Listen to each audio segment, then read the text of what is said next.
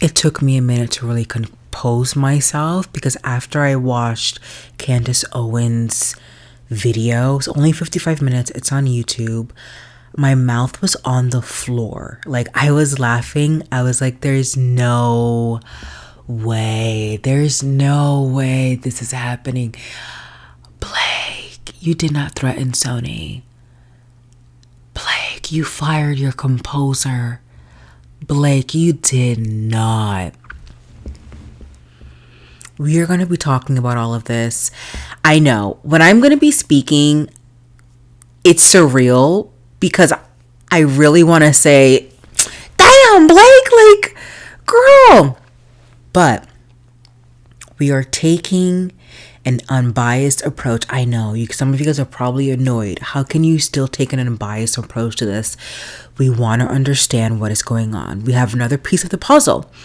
Someone sent Candace Owens a post that was posted on August 12th, 6 days after the It Ends With Us premiere, and basically told us everything that we've read in the lawsuits that would have been dropped and filed 4 months later.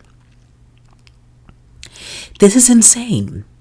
I have literally no words. Like, I don't know what to say, but we're going to go through it. We're going to go piece by piece. I know Candace Owens did, but she went really quickly. I like going back to the lawsuit, see what Justin said, going back to the lawsuit, see what Blake said.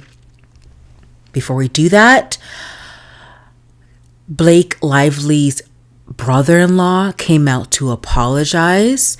So let's first come out. I don't know what he's apologizing for. I guess apologizing for saying anything that was rude during this whole feud.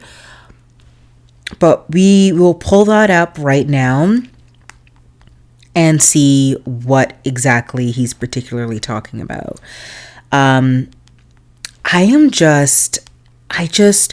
Like, who do you guys think is the source of that Reddit post? Do you guys think it is the person who maybe works in their home? Maybe it's person who works in their home who cleans, maybe a personal assistant. I just don't know who could have wrote that post. The only person I'm thinking about is maybe Blake Lively's personal assistant, a person who works in Blake Lively's home. Blake Lively's brother-in-law apologizes to Justin Baldoni in shocking twist amid $400 million lawsuit. Blake Lively's brother-in-law made a shock apology to Justin. On Tuesday, Bart Johnson, who is married to Lively's sister Robin Lively, took to Twitter X to express remorse over his since deleted posts on social media in which he called Baldoni a fraud and criticized his appearance. Because we all know you can say whatever you want because Baldoni is a fine piece of man. Baldoni is fine. He's frolicking on the beach looking at his 6 book. Y'all can't deny that. Yeah, y'all can't deny that. So Mr. Bart continues. Anytime I've said anything unkind about someone, I've regretted it. Fortunately, that's almost never and definitely not when I'm at my best, he said. Regardless if it's true or not, if it's my opinion, even if I'm trying to speak truth or stand up for someone, it's never good. So he continues, even in times where it might feel justified and doing the right thing, it makes no difference. There's a better way. It's below the standard I have for myself and I regret it. The High School Musical star was referring to his post captured by USA Today that accuses Baldoni of putting on the costume of a hero, man bun and all, and using trendy catchphrases and buzzwords for his podcast. None of it's genuine. It's all theater, and everyone fell for it for years, Johnson said of Baldoni's reputation of being a feminist and proud ally to women. In his tweet, Johnson also told fans that he sincerely apologized to anyone that he hurt or let down by saying something that sounds mean. I'll do better. If you follow me, you know you'll be hard-pressed to find more than one time I've criticized anyone on social. It's not my jam. We all have flaws, and I'm definitely a work in progress and doing my best to grow and be better, he promised. After one user called his tweet strange and asked if he was trying to avoid litigation by not apologizing directly to Baldoni, Johnson replied, Now I'm going to get sued, laughing emoji, for what, question mark. I find those type of podcasts phony. I do. That's not a crime, but I do feel bad ripping on them. That's literally all I said. He continues, just like you and all the toxic, hateful comments I get from his fans wishing me and my children harm and calling me all the vile names you can imagine. It's not a crime. People are free to do so, and I'm not mad, he said. That's fine. I can take the beatings. You think I deserve it. Okay, that's fine too. Moving on. Can't let it get me down. Keep being me. 2025, gonna be great. Let's go. So I don't know what to really say of all of this, only to say that he shouldn't have come out to apologize. These are obviously his true feelings. Even if it's in the heat of the moment, he shouldn't be saying it true, but these are obviously his true feelings. And this doesn't really help your sister-in-law look good. So I don't know why you would go around to apologize. I would have apologized, even if you were feeling this way, I would have apologized maybe in a few months from now when people are really not talking about it. But based off of what is going on, I still think that Justin Baldoni's lawyer, Brian Friedman, will drop a website with all the text messages on before they get a protection order, which everybody loves to call gag order. I learned that online from a lawyer on TikTok. And I still think that things will still gonna speed up for the next about 6 months, maybe, and then maybe die down maybe around the fall, and then speed up again during trial. I don't think this stuff will go to trial. I do think it will settle, and I do think someone's gonna settle. I don't know who, but I do think it will settle. Okay. Now, and we all know the trial date is March 26th of 2025. Of 2026, March 25 of 2026, March 25 of 2026. That is the trial date of this entire drama. So let's get into the Reddit post. So I got the Reddit post. I kind of like screenshot it from Candace Owen's actual video, and it is absolutely insane. There's no other words to describe what in the world is going on. So this is, okay, so the premiere of It Ends With Us was August 6, 2024. On August 12, somebody close in the Blake Lively, Ryan Reynolds camp, probably worked for them or something, like we were just talking about, dropped everything point by point of what was going to happen that was going to be alleged 4 months later. And the post was dropped on August 12 of 2024. This does not look good. And that's why I said in my previous videos, which you guys should go watch. I have a playlist. Go watch The It Ends With Us. Me breaking everything down. We have a timeline. We have everything. That's why I said, Blake Lively, if you have something to drop, please drop it. If you think that you were harassed, if you think that you were taken advantage of, drop your evidence. Clear your name. Because it's not looking good, baby girl. It's not looking good. It isn't. Let's go into this, okay? So the first point. So this is what this person put on Reddit. Okay, I know a lot of inside drama for It Ends With Us, and I just don't know who to share it with, so here we are. I'm obviously using a throwaway, but I know someone who worked on the movie for most of its run who would have gotten these details piping hot, not some grapevine situation. So the person who dropped this information knows somebody who has worked on this entire situation. So that person has been talking to other people, and oh my God, this is so crazy. So they told me firsthand what they know. I'll give bullet points. Bullet point number 1. Supposedly, Blake felt that Justin made her uncomfortable on set. One instance in particular they said was that Justin told Blake she looked sexy in what she was wearing on set. I don't know the context around it. So we're going to break this down. I want to go back and double check, fact check with the lawsuits and everything, and fact check with everything that we've heard. So let's go back to the first sentence. Blake felt that Justin made her uncomfortable on set. This is a movie.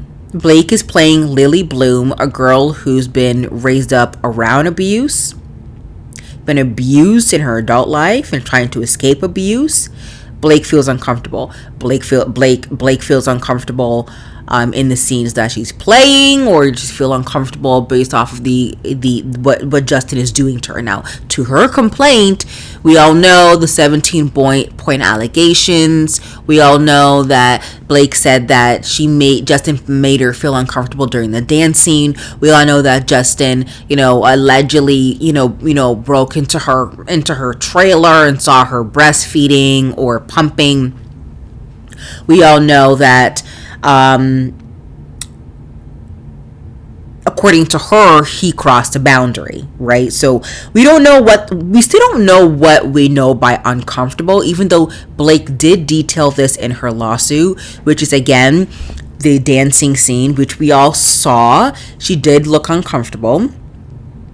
Okay. And we talked about that, which was, okay, did Justin tell Blake that he was going to kiss her neck, kiss her ears? Did he just tell her that we will be dancing? If not, is it okay for that to happen in a scene? According, from Justin's point of view, is that okay to just say, hey, we're going to be dancing, and then just be surprised at the fact that, he's going to be kissing her neck? So we all knew she felt uncomfortable. We knew the other allegations that he called her sexy.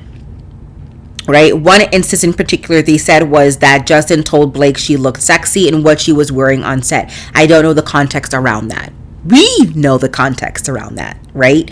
The context around the sexy comment, I'm just going into my archives of the lawsuits here. So we all know the sexy comment. So Mr. Baldoni often referred to women in the workplace as sexy. So this is according to Blake Lively's complaint.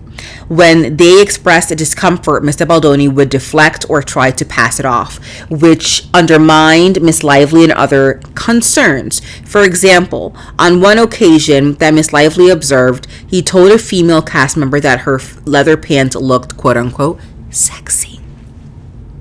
When she arrived to the set, when she rebuffed his comment because she was uncomfortable, rather than apologizing, he brushed it off with, I can say that because my wife is here today. Miss Lively felt embarrassed witnessing this kind of commentary, as did others. She felt embarrassed. That's a weird thing to say, but whatever. So Miss Lively continues in the complaint, and she says, considered with past practice, he said, he meaning Justin Baldoni, I think you look sexy, in a tone that made her feel ogled and exposed. So that's according to her. So, one day Justin Baldoni told Blake Lively that he looked sexy, and it was on a day that Justin Baldoni's wife was on set. That's according to Blake Lively. Now, according to Justin Baldoni, he said sexy during this context. So, for example, on one occasion while filming a restaurant scene, Lively sat on the floor in painfully expensive shoes while discussing with a group of male cast and crew how sexy her shoes were. Lively had no issue using the word sexy herself, but apparently took note both times Baldoni said the word in her presence. Okay, so Blake Lively did say that Justin, so putting these 2 points of view together, let me just continue on. I think there's they talked about sexy again. So let me just read what Justin Baldoni said in his lawsuit. So, for example, her allegation that Baldoni inappropriately called her sexy was in fact a reference to a scene where everyone was wearing onesies. But Lively was covering her onesie with a big coat. Baldoni Her director asked that that she take off the big coat so that her onesie would be visible in the scene. Baldoni said it will be hot as it was 90 degrees in the small bar with no air conditioning. Lively mischaracterizes this in her complaint as Baldoni referring to her as hot, using the slang meaning of the term. And then, given that Lively herself had earlier expressed to him that she wanted her character's wardrobe to be sexier, Baldoni encouraged her to accept direction by saying it's sexy. Baldoni encouraged her to accept direction saying it's sexy, meaning that without the big coat, the wardrobe was sexier, as Lively had said she wanted it to be. So Justin is saying that he said sexy when Blake Lively was wearing the onesie, and going back to when saying that her shoes were sexy. So Blake Lively says that Justin Baldoni has called her sexy. Justin Baldoni says, yes, I've called her sexy. I've called her onesie sexy, and I've called her shoes sexy. So we're like combining, we're going to combine both perspectives, and that's how we're going to see it. Okay. So now we're going to move on. What else does this person on Reddit says? Apparently, Justin wasn't happy with the original editor's cut of the movie, so he hired his own team to do his version of the movie. So this is what I don't understand as to what this person was saying. Well, the person who first edited the movie was Justin Baldoni's editors, no? It was Justin Baldoni's editors. Like, they're saying it as if there's like 3 versions of the movie. Like Sony's editors, Justin Baldoni's editors, and then Blake came in and you know, used her editors. That's not in the lawsuit. I could be wrong, but it's Justin Baldoni's team, the editors, who tried to edit it, and then Blake Lively was asking for copies of the dailies, right? So it continues. Blake wanted to do her own version of the movie as a result, but Sony said no. So Sony told Blake, you can't do your own version of the movie. Okay? I don't know why Blake wanted to do her own version of the movie. Because she felt, quote unquote, uncomfortable. Right? Because Justin was telling her sexy, but according to Justin, sexy to talk about her onesie, and sexy talking about her shoes. Third bullet point. Blake goes to Sony and threatens to go to the New York Times. This is like the craziest thing, because this is what actually happened 4 months later. And a story that says Justin was sexually harassing her on set if they don't let her have her own version. This is incredibly damaging. Incredibly damaging, right? Now, all of this are allegations. The person who wrote this did not come out and say this is true. If Blake Lively actually said,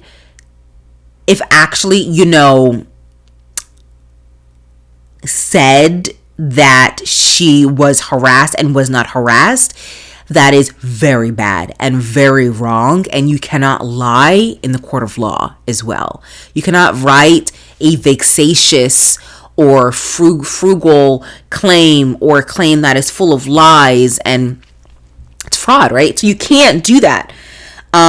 Just to get your way. And what people are saying online is that Blake Lively is doing this so she can be able to own a right of the entire movie. In fact, people are even going to so far, Candace Owen is going so far to say that there is a clause in the contract of the contract of Blake Lively's contract and Justin Baldoni's contract, that if Justin Baldoni committed sexual harassment, Blake Lively, I don't know how that clause would phrase in the contract, Blake Lively has the rights to then buy out or take the rights of the future movies from Justin Baldoni. That's what Candace Owens kind of referenced in one of her TikTok videos on her page. And if you're wondering who Candace Owens is, oh my God, I'm so sorry. She's an entertainer. Some might say she's a journalist. And it's just crazy. So there's that. So the fact that Blake Lively threatened Sony is insane. Because she actually did file a lawsuit. She filed her sexual harassment complaint. Sony freaks out and says, okay, do whatever you want. This makes sense. This is the fourth bullet point. This makes sense because the fourth bullet point in the Reddit that this anonymous person wrote. This makes sense because we see Sony sit back and let Justin Baldoni and Blake Lively do whatever they want to this movie. Now, everybody's saying that Sony is the distributor of this movie, and nobody wants to be on the bad side of Sony. Sony is a big distributor. Everybody knows Sony. So that's why Justin Baldoni and Blake Lively has not sued Sony, because nobody wants to be on the bad side of that, because people may want to work with Sony again, and so they can distribute their movies with Sony. So this makes sense because Sony did sit back, and that's why everybody's asking, like, why is Sony not sued? Why did Sony not do anything? Like, what is going on? And this makes sense because Blake Lively went through Sony to get the dailies.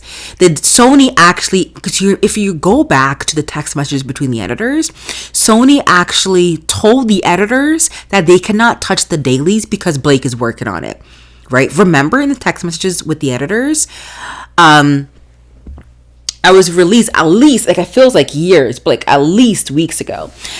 Sony was communicating with the editors, Justin Baldoni's editors, and told the editors that you cannot do anything with this movie in terms of the editing, as of certain times of the editing process. Wow. Fifth bullet point. Justin is banned from the Sony lot. So this is where I don't get, and it's not in the lawsuit. Get another information that's not in the lawsuit. So this person continues, this anonymous source continues, I don't think forever, just for the run of the movie, but I could be wrong. Just for the run of the movie. Like, of the marketing of the movie? Is that what they're talking about? Damn. Blake hires, like, why isn't that in the lawsuit actually? Again, nobody wants to be on the bad side of Sony, remember? Okay, 1, 2, 3, 4, 5, sixth bullet point. The anonymous source says Blake hires Taylor Swift's music video editors to do her version while she's filming in Italy for something. Wow. So Blake hires Taylor Swift's music video editors. Okay. Seventh bullet point. Blake hires a friends and family screening. Blake has a family friend screening of her version of the movie to get thoughts with lots of A-list actors like Ben Affleck, Bradley Cooper. Didn't Blake Lively date Ben Affleck? Or am I talking about the wrong Ben Affleck? I don't know. That's have your ex. Anyways, Ben Affleck, Bradley Cooper. The anonymous source says, I think, etc., etc. The next bullet point, the anonymous source says, everyone is like question mark, because this movie makes no blank sense. I'm guessing the person said no F sense. Because the movie, like, again, it depends on who you know. Like, my sister who read the book and loves Blake Lively and Gossip Girl and loves Justin Baldoni, she loved the movie. I, on the other hand, did not read the book, but I also enjoyed the movie. But there were parts that didn't make sense. But it continues. Because the movie that these A-list actors saw wasn't the movie that you and I saw in the movie theater. Blake realizes she needs to hire an experienced film editor to fix it. So after the Taylor Swift music editors edit her movie, her celebrity friends see it. They didn't like it. So she hired an experienced film editor. I'm guessing this film editor is the same editor on Deadpool. So her husband's film editor. Next bullet point. The source says, Blake uses a Taylor Swift song in the movie that the studio loves having in there. Studio meaning Sony, right? I don't know. Next bullet point.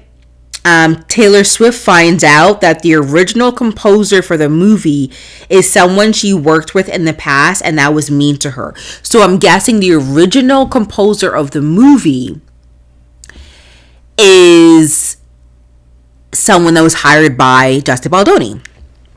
Now, this is also the craziest part. In Candace Owens' video, okay? In Candace Owens' video, she states that she found a podcast clip, it's the craziest part, of a podcast called The Score. So in movie making, movie production, oh my God, is there something in my teeth? Oh my Lord, there's something in my teeth this entire time. I thought I removed it. Yeah, I got how it's popcorn. It's a popcorn kernel. I deeply apologize. Hopefully y'all didn't see any of that. I do feel like my video quality is not that sharp, so I feel like none of you guys wouldn't be able to see that much of it, hopefully. So if you don't know what scoring is in a movie, so I'm going to tell you. This is the definition of scoring. Scoring a movie is the process of composing original music to accompany a film. So to write original music for a film, that's scoring. So there's a podcast called The Score where they kind of interview people who do scores for movies, like who create original audio for movies and certain type of content. And they had the original music composer of It Ends With Us and Deadpool. That guy is called Rob Simonson. Rob Simonson did an interview with Score, the podcast, in September 3rd of 2024, where Rob basically states, I got a text from Blake Lively that she wanted me to score a movie for 1 week. And he laughs and he goes, I can't score a movie within a week. Like, that would take at least 2, but it ends up taking a month, but at least 2. At least a few weeks. Coming up with original lyrics and music and sound for a movie takes time.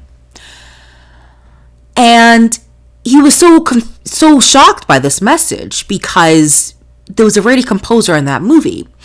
But he basically disclosed to the interviewers, the podcasters of The Score, and said, I think what happened was that composer was dropped by the movie. This is actually so insane. I'm telling you right now. Was dropped by the movie at short notice, and they want me to be the composer of It Ends With Us. And Rob Simonson, was the composer in Deadpool. So he ended up doing it for Blake, and it didn't take 1 week. It took an entire month, and he got it done. So keep that in mind as this anonymous source who drops critical information, like craziest information that has come true, dropped a Reddit post on August 12th that literally says, Taylor Swift finds out that the original composer, who leaves, as we know, according to Rob Simonson, he's the new composer, last minute, text by Blake Lively, for the movie, is someone she worked with in the past that was mean to her. So according to this anonymous source, Rob Simonson was mean to Taylor Swift. And Blake Lively says it's either me or him. So Taylor Swift literally told Blake, you have Rob Simonson. Oh, sorry, never mind. You have this original composer that Justin Baldoni hired that wasn't Rob Simonson, that was mean to me. It's either him or me. So So Blake literally goes, okay, it's you, girl. I love you. I love you. Taylor Swift, it's you, girl. So Taylor fired the original composer that Justin Baldoni hired and went to go find her own, the composer with Deadpool, Rob Simonson. So Rob Simonson ended up scoring It Ends With Us, the entire movie, and it took 3 weeks. Actually took a month instead of 1 week. This is so insane. So the last bullet point, Sony fires that composer to keep Taylor Swift's song. And then the anonymous source says, I think that's everything that I know. I would need to know what Blake Lively saw in the dailies that was so uncomfortable. Now, you guys are probably like, there's no way you can be unbiased anymore. I know. I know. Because all of this is alleged. All of this is alleged. It's alleged. It's alleged. We don't know. We truly don't know the truth, right? We know sides. We know pieces of maybe the truth, but not the whole truth, guys. Let's take a step back. Let's say if that's the truth, okay? It still doesn't mean that Blake Lively wasn't as harassed. It still does not mean that Blake Lively didn't feel uncomfortable. Maybe she did feel uncomfortable, okay? But if someone was harassed, right? You immediately file something right there and then. Like, you don't wait for entire movie marketing, all of this to come out to then do it. Like, why? And this makes me go, why didn't Blake Lively file this as harassment lawsuit last week? Sorry, not last week. 2023. February of 2024. March of 2024. Why didn't she file it? And we know why. Now people are saying she because I know some of you guys are saying maybe the harassment allegations are not true.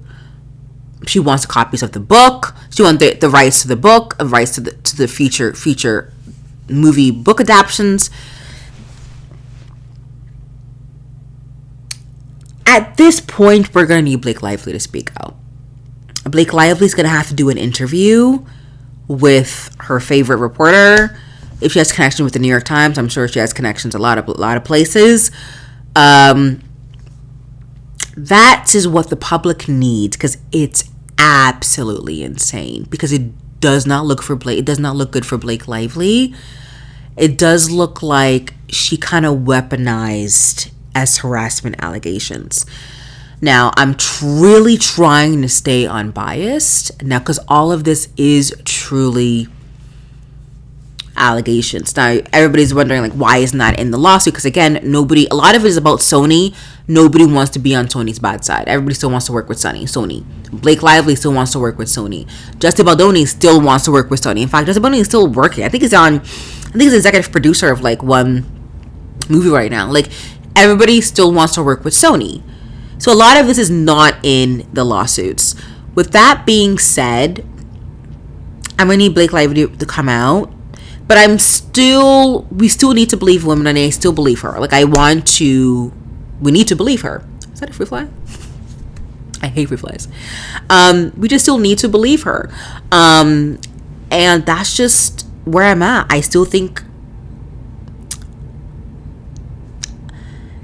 many truths can be true.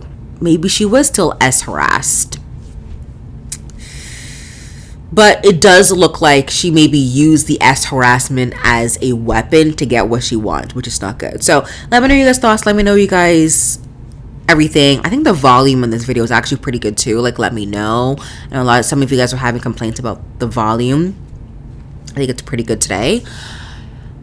comment, share, like, all of that. My name is MJ. I do movie and TV show reviews usually, but I am talking about the things that I'm about, and this Blake Lively, Justin Baldoni lawsuit.